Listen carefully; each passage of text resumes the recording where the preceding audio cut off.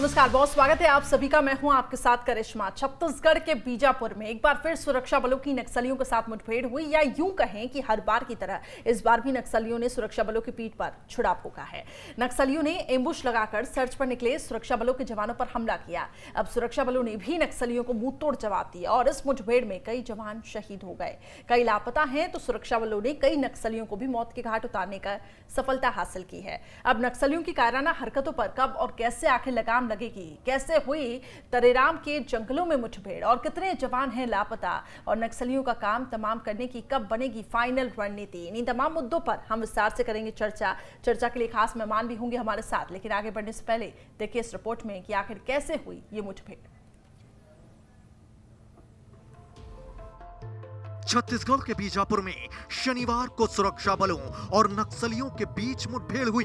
कई घंटों तक चली इस मुठभेड़ में काफी जवानों के शहीद होने की खबर है। इस मुठभेड़ में कई नक्सली भी मौत के घाट उतारे गए हैं। चलिए सिलसिलेवार तरीके से आपको बताते हैं कि बीजापुर में आखिर हुआ क्या और उसकी वजह क्या थी। बीजापुर के जोनखेड़ा में जवानों और नक्सलियों की मुठभेड़। बीजापुर सुकमा के बॉर्डर इलाके में हुई घटना। जोनगुड़ा टेकमगुड़ा में नक्सलियों के होने की खबर मिली थी। डीआरजी कोबरा की संयुक्त टीम नक्सलियों की सर्च में गई। नक्सलियों ने जवानों को यूसेफ के एम्बुश में फंसाया। 600 से ज्यादा नक्सलियों ने जवानों की घेराबंदी की। नक्सलियों ने 2 पहाड़ियों की चोटी को बनाया था एम्बुश।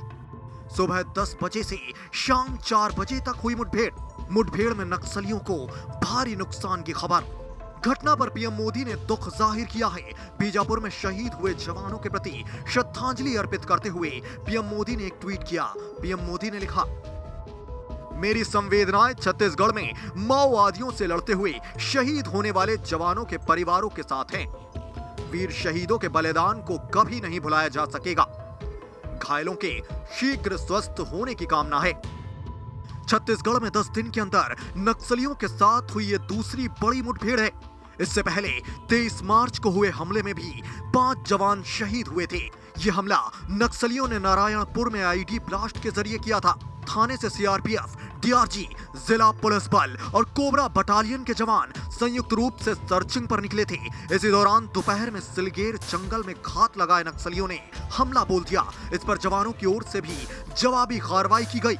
बीजापुर में हुई मुठभेड़ के बाद एक बार फिर नक्सलियों का दोहरा चरित्र वजूद में आया। ये मुठभेड़ ऐसे वक्त हुई है जब नक्सली एक तरफ शांति वार्ता का राग अलाप रहे हैं। दरअसल शांति वार्ता प्रस्ताव भेजने के बाद से हमले तेज हुए। नक्सलियों ने 17 मार्च को शांति वार्ता का प्रस्ताव सरकार के सामने रखा था। नक्सलियों ने कहा था कि वो जनता की भलाई के लिए बातचीत को तैयार हैं। बातचीत के लिए नक्सलियों ने 3 शर्तें भी रखी थी। पहली मांग थी सशस्त्र बलों को हटाने की, दूसरी मांग थी माओवादी संगठनों पर लगे प्रतिबंध को हटाने की, और तीसरी मांग थी जेल में बंद नक्सली नेताओं की बिना शर्त रिहाई की। मतलब साफ है कि नक्सली अमन की बोली समझने वाले नहीं, और अब वक्त आ गया है कि नक्सलियों के खिलाफ फाइनल जंग का ऐलान कर उनका जड़ से काम तमाम किया जाए। Team news state. वहीं इसी बीच देखिए बीजापुर से खबर मिल रही है, जहां नक्सलियों से मुठभेड़ में 22 जवान हमारे शहीद हो गए हैं। अब ये संख्या और ज्यादा बढ़ सकती है, थोड़ा इंतजार हमें करना पड़ेगा। 16 जवानों के शहीद होने की पुष्टि हो चुकी है। 3 अप्रैल को आपको बता दें कि जोनागुड़ा में ये मुठभेड़ हुई। मुठभेड़ में 30 से ज्यादा जवान जो हैं वो घायल हुए। नक्सलियों को भी भारी नुकसान पहुंचा है। कई नक्सलियों के मारे जाने की भी खबर सामने आई है। तो नक्सली मुठभेड़ को लेकर एक ताजा अपडेट, 16 जवानों की शहादत की पुष्टि हो चुकी है, लेकिन ये बताया जा रहा है कि काफ़ी संख्या में हमारे जो जवान हैं उनको नुकसान पहुंचा है। फिलहाल आधिकारिक तौर पर पुष्टि अभी नहीं हुई है, इसलिए थोड़ा इंतजार करना पड़ेगा। लेकिन कई नक्सलियों के मारे जाने की भी इसमें खबर सामने आई है। सुरक्षा बलों ने भी मुंह तोड़ यहाँ पे नक्सलियों को जवाब दिया है, और लेकिन काफ़ी दुखद ये पूरी घटना।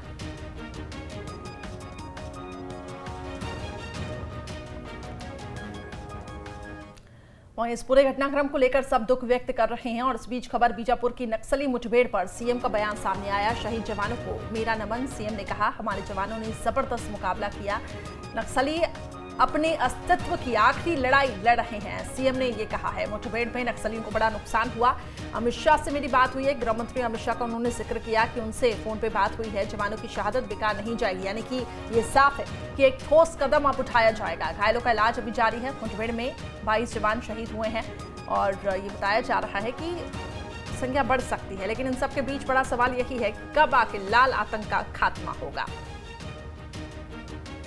जवान शहीद भी हुए हैं, कुछ जवान अभी मिसिंग है, उसकी सर्चिंग लगातार रेस्क्यू टीम लगी हुई है और लगभग 4 घंटे तक के लगातार फायरिंग हुई है और नक्सलियों को बड़ा नुकसान हुआ है। हमारे जवान भी शहीद हुए हैं, अभी मिसिंग हुए हैं, तो उसके बारे में पूरे आंकड़े अभी आने बाकी हैं। टीम निकली हुई है और मैं उनके परिवार के प्रति संवेदना व्यक्त करता हूं। साथ ही इनकी जो शहादत है वो बेकार नहीं जाएगी और पूरी ताकत के साथ लड़ेंगे। जहां तक की बात नक्सलियों की है, वो अपने अस्तित्व की आखिरी लड़ाई लड़ रहे हैं। सर, कोई आंकड़ा निकल के आया है कि कितने लोग घायल हैं, मिसिंग हैं और शहीद हुए हैं? कुछ आंकड़ा आपके पास आया? जो 7 घायल हुए थे उसको रायपुर शिफ्ट कर दिया गया है, वो सब आउट ऑफ डेंजर हैं। तो निश्चित तौर पर सीएम भूपेश बघेल ने भी यहाँ पे दुख जाहिर किया है। कुछ मेहमान हमारे साथ जुड़े हुए हैं। रामनिवास यादव जी, जो कि पूर्व डीजीपी हैं, वो हमारे साथ जुड़ चुके हैं इस पैनल पर। बहुत स्वागत है राम जी आपका। नरेश गुप्ता जी, बीजेपी प्रवक्ता, हमारे साथ जुड़े हुए हैं। साथ ही अभय नारायण राय जी, कांग्रेस प्रवक्ता, हमारे साथ जुड़े हुए हैं। सबसे पहले रामनिवास यादव जी, आपके पास आना चाहूंगी। पूर्व डीजीपी भी रहे हैं सर, और जिस तरीके से हम देख रहे हैं कि जो अभी नक्सल अटैक हो रहे हैं उसमें डीजीपी रैंक के अधिकारियों को ही कहीं ना कहीं नक्सलवादी वहीं पर ये हमला कर रहे हैं, किस तरीके से आप इस मुठभेड़ को देखते हैं? क्योंकि काफ़ी दुखद ये खबर मिल रही है कि हमारे कई जवानों को नुकसान पहुंचा है, संख्या और ज़्यादा बढ़ सकती है।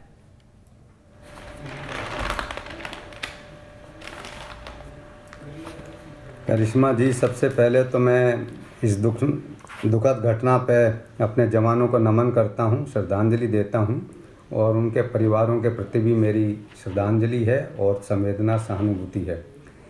ये देश में बड़े दुख की बात है कि हमारे ही जो नागरिक हैं वो इस प्रकार की कार्रवाई कर रहे हैं और सरकार ने उनको संदेश भी भेजा है कि रामनिवास जी, मैं लौटूंगी आपके पास, लेकिन अभी खबर मिल रही है कि बीजापुर से हमारे एक संवाददाता ग्राउंड रिपोर्ट दे रहे हैं और सीधे मैं उनकी तरफ रुख करूंगी।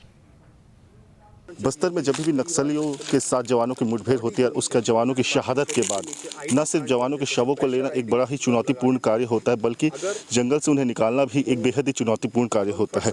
ठीक देख सकते हैं कि ये जो शव जो पड़े हैं, उन्हें एक साथी जवान द्वारा रस्सी, उनके हाथ को एक रस्सी बांध दी जाती है और उसके बाद खींचा जाता है। ऐसा इसलिए किया जाता है कि नक्सली अक्सर इन ऐसे जवानों की जब शहादत होती है तो उन डेड बॉडीज़ के नीचे आईडी प्लांट कर देते हैं, ताकि जब उनके साथी जवान उन शवों को बरामद करने आए तो जब विस्फोट की जद में आके वे भी उन्हें भी हताहत करने की वे कोशिश करते हैं। इसे एहतियात बरतते हुए आखिरकार जवानों द्वारा ऐसे ही तरीके अपनाए जाते हैं डेड बॉडी रिकवर करने के दौरान। पी रंजन दास, न्यूज़ स्टेट। तो ये हमारे संवाददाता की ग्राउंड रिपोर्ट थी। और बड़ी टुकड़ी को निशाना बनाने के लिए नक्सलियों ने किस स्तर की तैयारी की थी, इस वाकये को हम दिखाएंगे अभी आपको कि ठीक आप मेरे नीचे देख सकते हैं, यहाँ नक्सलियों ने जवानों पर हमला करने का एक बड़ा बम दागा हुआ था। ये जिंदा है या निष्क्रिय हो चुका है इसकी जानकारी तो नहीं है, मगर ये एक साक्ष्य के रूप में, एक प्रमाण के रूप में से माना जा सकता है कि नक्सलियों की इस मुठभेड़ को अंजाम देने के लिए जिस तरह की व्यापक तैयारी की गई थी, ये इस एक उदाहरण हो सकता है।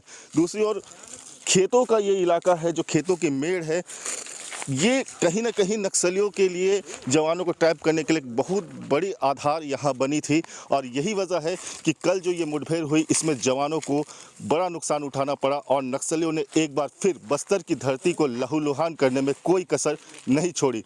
पी रंजन दास, न्यूज़ स्टेट। चलिए, तो रंजन दास हमारे सहयोगी ग्राउंड रिपोर्ट दे रहे थे और उनका ये बताना कि ये नक्सलियों की तरफ से यहाँ पे पूरी स्ट्रैटेजी तैयार की गई थी और पूरी प्लानिंग थी। रामनिवास यादव जी, मैं आपके ही पास आऊंगी। आप कुछ कह रहे थे सर, और इसके साथ ही अभी आपने जो ग्राउंड रिपोर्ट देखी, क्या समझते हैं नक्सलियों की सोची समझी साजिश है? करिश्मा जी, सबसे पहले तो मैं अपने शहीद साथियों को नमन करता हूं, उनको श्रद्धांजलि देता हूं। उनके परिवारों के प्रति मेरी पूरी सहानुभूति और संवेदना है। और नक्सलियों की ये जो स्ट्रेटजी है, ये स्ट्रेटजी पुलिस को पूरी मालूम भी है और समय समय पे ये भी स्ट्रेटजी बदलते रहते हैं। पुलिस भी अपनी स्ट्रेटजी बदलती है जी। क्योंकि पुलिस ने अपनी तरफ से पूरे इनके ऊपर एक तरीके से हमला करने की स्ट्रेटजी बनाई और वहाँ पे ये लोग गए तो उन्होंने भी काउंटर स्ट्रेटजी के तहत ये अपना कार्रवाई की है। तो पहले तो एक तो छत्तीसगढ़ पुलिस का जो मनोबल है वो मैं, क्योंकि आप देखते हैं कि कोई घटना होगी उसके तुरंत बाद भी वो एक करें कि अटैकिंग मूड में है और उसमें उन्होंने अपनी इतने जवानों को खोया भी है। तो वो एक जिसको कहें कि अटैकिंग स्ट्रेटजी है वो बिल्कुल ठीक है, क्योंकि और दुखद बात तो रहती है कि जब हम किसी को अपने जवानों को खोते हैं। दूसरी तरफ ये भी है कि वो हमारे ही नागरिक हैं, तो पुलिस को काफ़ी एक दायरे के अंदर कानून की चुनौती दायरा भी रहता है, फिर अपने जनता का भी दायरा रहता है, वो उस तरीके के कार्रवाई करते हैं।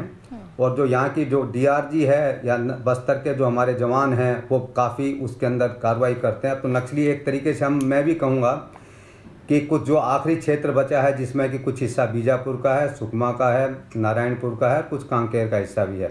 तो ये और इन दिनों में ही खासकर अप्रैल में, मई में और 15-20 जून तक, जब तक कि पूरी बरसात नहीं हो जाए, इस समय तेंदुपत्ता की भी कार्रवाई चलती है। तो उसमें से भी वो एक तरीके से अपना दबाव बढ़ा के एक अपना धन एकत्रित करने की उनकी स्ट्रेटजी रहती है। दूसरा, सड़कों का निर्माण भी इस समय जारी रहता है, उन पर भी एक दबाव बढ़ाना चाहते हैं ताकि उनसे भी कुछ वो ठेकेदारों से अपना कुछ वो कर सकें। तो ये दोनों तरफ से एक तरीके की कार्रवाई पुलिस ने बहुत ज़बरदस्त सराहनीय कार्रवाई की है। मैं उनको बस्तर पुलिस को, छत्तीसगढ़ पुलिस को एक तरीके से ये कहता हूँ कि स्ट्रेटजी ठीक है और आगे ठीक चल रहे हैं और ये लड़ाई छत्तीसगढ़ पुलिस और देश की पुलिस जीतेगी। जी बिल्कुल, आपने सही कहा कि सुरक्षा बलों की तरफ से भी जिस तरीके से यहाँ पे जवाबी कार्रवाई की गई है वो सराहनीय है, लेकिन बड़ा सवाल ये है कि हमने अपने जवानों को खोया है और उस शहादत का आखिर बदला तो लेना ही पड़ेगा। अभय नारायण राय जी, क्या सोचते हैं आप, क्योंकि ये काफ़ी दुखद घड़ी है छत्तीसगढ़ के लिए भी और साथ ही पूरे देश के लिए भी, और यही वजह है कि खुद पीएम ने भी ट्वीट करते हुए दुख जताया है। किस तरीके से आप देख रहे हैं सुरक्षा बलों की तरफ से जो कार्रवाई की गई? आपको लगता है कि कहीं कुछ कमी रही, इनपुट में कुछ कमी रही या स्ट्रैटेजी में कुछ बदलाव लाने की जरूरत है? जैसा कि बीजेपी कह रही है कि सरकार को नीतियों में बदलाव लाना चाहिए।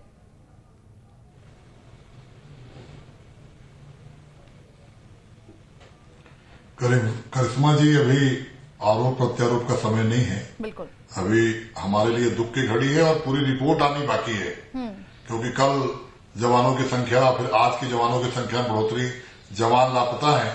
जब तक पूरे जवान बरामद नहीं हो जाते हैं जिंदा या 100 के साथ, तब तक तो अपन नहीं कह सकते कितने इतने हताहत हुए, लेकिन संख्या बढ़ रही है, घायल भी हैं। और निश्चित रूप से अभी यादव साहब जितनी अच्छे तरीके से उसको बता रहे थे कि हमको चाहिए कि अभी इस घड़ी में हम सैनिकों के साथ खड़े हों, हम फोर्स के साथ खड़े हों।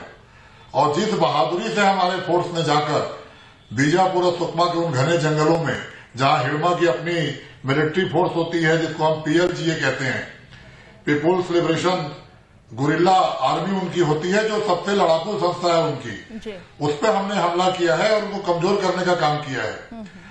और निश्चित रूप से बड़ी संख्या में नक्सली भी मारे गए हैं। अगर हमारे जवान शहीद हुए हैं तो नक्सलियों को भी मार गिराए हैं। बहुत बहादुरी से हमारे जवानों ने लड़ा है, उनकी शहादत को हम नमन करते हैं। मुख्यमंत्री जी ने शोक जताया। मुख्यमंत्री जी लगातार कल से अधिकारियों से बातचीत कर रहे हैं। गृह मंत्री जी अस्पताल पहुंच चुके थे। पूरी की पूरी हमारे डीजीपी से लेकर सारे अधिकारी कल से लगातार उस पर मंथन कर रहे हैं। मैं वहां के जो आईजी है सुंदर राज जी, उनकी सराहना करूंगा कि वो लगातार मनोबल बढ़ाने के लिए वहां डटे हुए हैं और रिकवर करने के लिए जो फोर्स भेजी गई है उनको दोहरी चुनौती है। एक तो हमारे सैनिकों को पता करना है, दूसरा और कोई हमला उन पर ना हो जाए उसका बचाव करना है। तो उस तरीके से संभल के जाना कि और कोई हमला हमको शिकार ना होना पड़े। तो अभी सरकार की नीति का सवाल नहीं है, आज की घटना की समीक्षा होनी चाहिए। प्रधानमंत्री जी ने, केंद्रीय गृह मंत्री जी ने, भारतीय जनता पार्टी के राष्ट्रीय अध्यक्ष ने, छत्तीसगढ़ के मुख्यमंत्री, छत्तीसगढ़ के गृह मंत्री, छत्तीसगढ़ के तमाम राजनीतिक दल इस घटना से दुखी हैं। और कहीं न कहीं छत्तीसगढ़ में जो कलंक नक्सली है, अब समय आ गया है कि नक्सलवाद के खात्मा की बात हम सब करें। इसके लिए मिलजुल कर हमको प्रयास करना चाहिए। कोई भी सरकार की नीति ये नहीं होती कि उसके सैनिक मारे जाए। सरकार तो चाहती है कि उसके एक भी सैनिक मारे बिना हम नक्सलियों को मार गिराएं। लोकतंत्र में हम उम्मीद करते हैं कि बातचीत का रास्ता खोजे। लोकतंत्र में हम अपील करते हैं। अभी यादव साहब ने एक महत्वपूर्ण बात कही कि ये दुश्मन बाहर से नहीं आए हैं, ये हमारे देश के ही नागरिक हैं और हमारे देश के नागरिक हिंसक हो गए हैं, गलत रास्ते पे चले गए हैं, संविधान में विश्वास नहीं कर रहे हैं। तो अगर वो गोली की बात करेंगे तो बहुत जरूरी है कि संविधान के तहत उनसे गोली की बात की जाए, लेकिन गोली का जवाब गोली को देने का समय है। ठीक है अभय जी, अब मैं एक सवाल के साथ लौटूंगी आपके पास, लेकिन अभी क्योंकि नरेश जी भी इस पैनल में जुड़े हुए हैं, उनसे भी रिएक्शन ले लेते हैं। नरेश जी, आप इस पूरे घटनाक्रम को लेकर आप क्या कहते हैं और बीजेपी की क्या सोच है? देखिए, ये अत्यंत ही पीड़ादायक घटना है, बहुत दुखद घटना है। ये इस पूरी घटना में शहीद हुए तमाम जवानों को हम अपनी श्रद्धा सुमन अर्पित करते हैं। इन्हों जवानों ने भारत की संविधान की रक्षा और नागरिकों की रक्षा के लिए अपना सर्वस्व न्यौछावर कर दिया। हम उन्हें नमन करते हैं, उनको हम सैल्यूट करते हैं। जो जवान अभी घायल हैं उनको अतिशीघ्र रिकूप होने की कामना करते हैं। शहीद हुए जवानों के परिवार के प्रति भगवान से हम आराधना करते हैं कि उनकी इस घुट की सड़ी में उनको इस असीम दुख को सहन करने की क्षमता प्रदान करें। जी। देखिए, ये घटना बहुत ही दुर्भाग्यपूर्ण है और उससे दुर्भाग्यपूर्ण बात यह है कि सरकार इस पर कैजुअल है। आज डायलॉग की बात करने लग गई। जो व्यक्ति, जो संस्था यदि भारत की संविधान को नहीं मानती है, उसको इस देश में रहने का 1 मिनट का अधिकार नहीं है। आज आप डायलॉग की बात करने लग गए। आज हमारे शहीद हुए जवानों के ऊपर क्या गुजर रही होगी, आप डिमोरलाइज होने की बात करने की बात करते हैं आप। आज तो बात ये हो गई कि आर और पार की बात है। नरेश जी, मैं समझ रही हूँ, लेकिन ये वो घड़ी नहीं है जहाँ हम आरोप प्रत्यारोप लगाएं, क्योंकि 15 साल तक तो आपकी भी सरकार रही है। ऐसे में ये भी जानकारी मिल रही है कि ये जो नक्सलवादी हैं ये कोई और नहीं, कहीं ना कहीं उस क्षेत्र के ग्रामीण भी हैं जो कि विकास नहीं हुआ तभी इस राह पर आगे बढ़े। मैं लौटूंगी आपके पास। आप जो सवाल कांग्रेस से उठा रहे हैं मैं आपसे भी उठाऊंगी। मेरे सहयोगी आदित्य नामदेव कुछ जानकारी के साथ जुड़ चुके हैं। आदित्य, क्या जानकारी है? अभी तक आपके पास संख्या लगातार बढ़ती जा रही है। बीजेपी कांग्रेस के भी कुछ गेस्ट हमारे साथ जुड़े हुए हैं, लेकिन अभी भी देखिए यहाँ पे राजनीति हो रही है।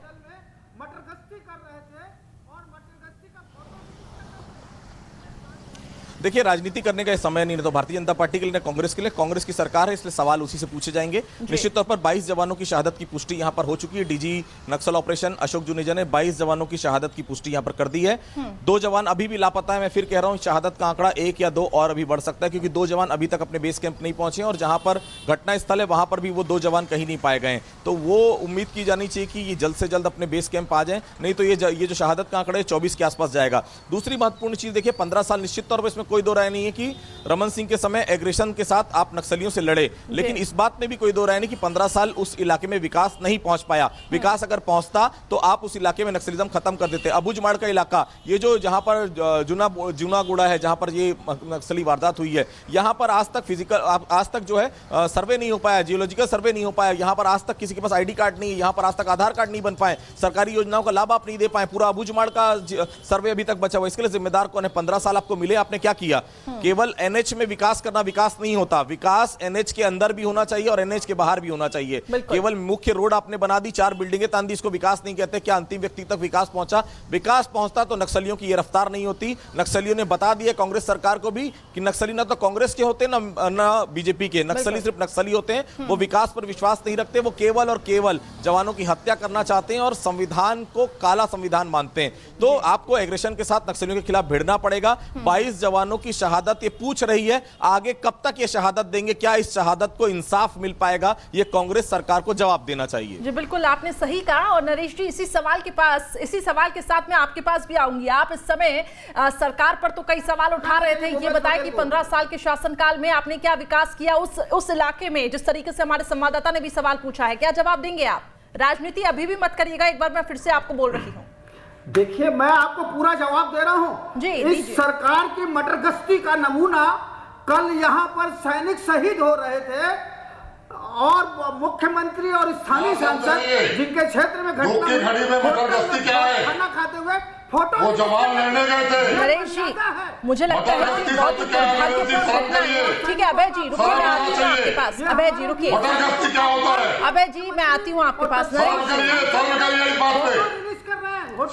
चाहिए, इनको शर्म नहीं है।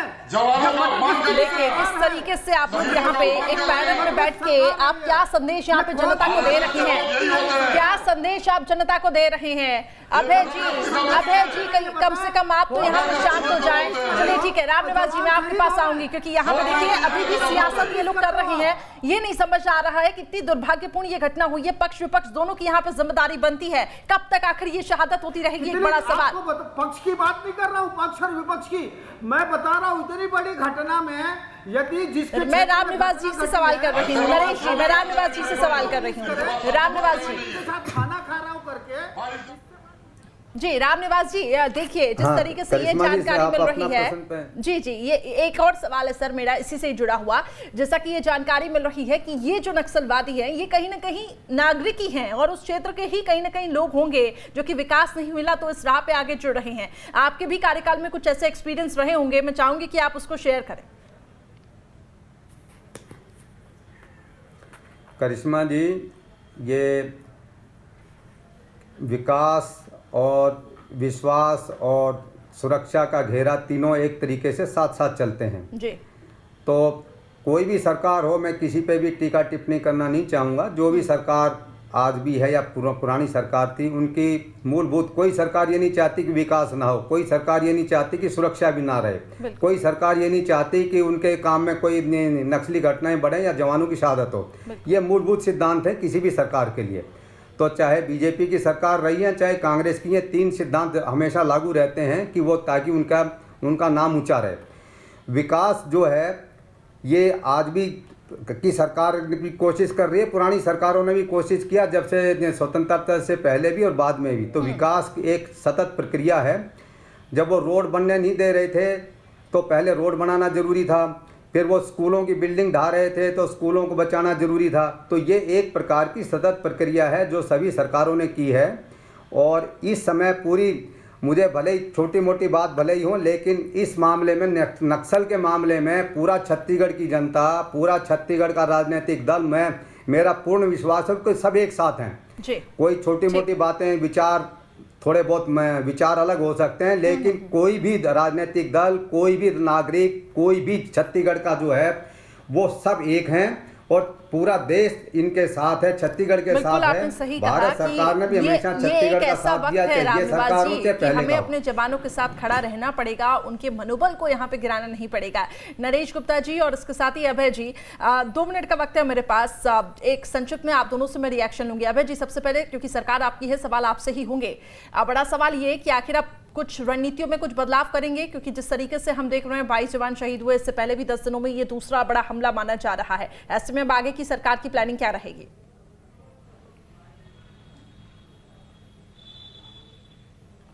निश्चित रूप से इस हमले के बाद अभी तक की समीक्षा होगी, नया बदलाव आएगा और नक्सलियों को ये चेताया जा रहा है बार बार कि अब जवानों को हम शहीद नहीं होने देंगे और पूरे एक एक जवान के खून का बदला लेंगे और नक्सलवाद का खात्मा इस छत्तीसगढ़ से होगा। ये सरकार की प्रतिबद्धता है। हिंसा के लिए, संविधान के खिलाफ चलने वालों के लिए और हमारे जवानों पर गोली बरसाने वालों के लिए अब छत्तीसगढ़ में जगह नहीं होगी और आपका एक्शन दिखेगा। मैं यही निवेदन करूंगा भारतीय जनता पार्टी के प्रवक्ता से भी कि ऐसे शब्दों का चयन इस दुख की घड़ी में न करें, क्योंकि शब्द बहुत महत्वपूर्ण होते हैं। हम और आप डिबेट में बैठकर जवान के शहीद परिवार भी देख रहे होंगे, छत्तीसगढ़ की जनता देख रही है। ये 22 जवान के शहादत की दुख की घड़ी है। हम कोई ठोस रणनीति की बात करें, कोई ठोस रणनीति का सुझाव दें। और मैं तो पूछ रहा हूं कि 15 साल में जो रणनीति आपकी फेल हुई उसकी समीक्षा आप करें, जो हमारी फेल हो रही उसकी समीक्षा हम करें और आगे सभी लोग मिलकर नक्सलवाद का मुकाबला करें और हमारे जवान शहीद हो।